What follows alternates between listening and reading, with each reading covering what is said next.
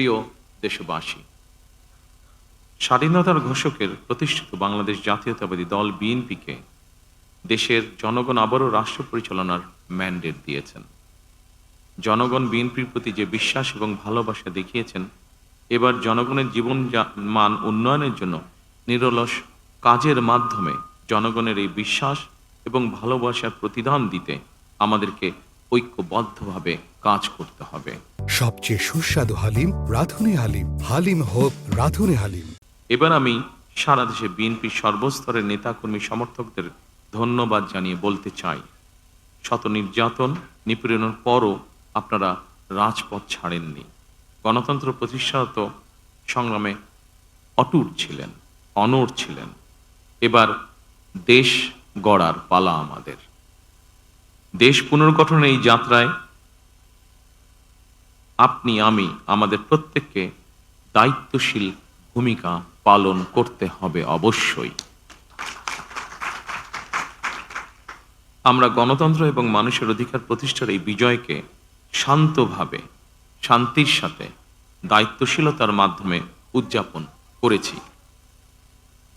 নির্বাচনোত্তর বাংলাদেশে যাতে কোথাও কোনো অপ্রীতিকর ঘটনা না ঘটে, এই জন্য শত উস্কানির মুখেও আমি সারা বাংলাদেশে বিএনপির সর্বস্তরের নেতাকর্মীদের শান্ত এবং সতর্ক থাকার আহ্বান জানাচ্ছি।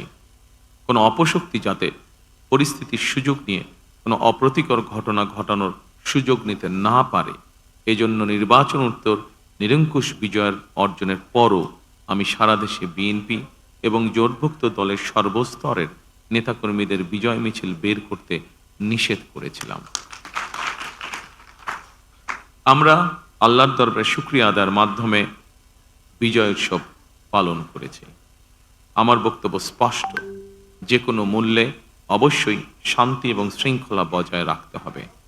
কোনো রকমের অন্যায় কিংবা বিয়ানি কর্মকাণ্ড আমরা বরদাস্ত করব না। দলমত, ধর্ম, বর্ণ কিংবা ভিন্নমত যাই থাকুক, কোনো অজুহাতে অবশ্যই দুর্বলের উপরে সবলের আক্রমণ আমরা মেনে নেব না। ন্যায়পরায়ণতা হবে আদর্শ। আইনের শাসন প্রতিষ্ঠা করা না গেলে আমাদের সকল চেষ্টা ব্যর্থ হয়ে যেতে পারে। আইনের শাসন প্রতিষ্ঠায় সরকারি দল কিংবা বিরোধী দল, অন্য মত কিংবা ভিন্ন মত, প্রতিটি বাংলাদেশী নাগরিকের জন্যই আইন সমান।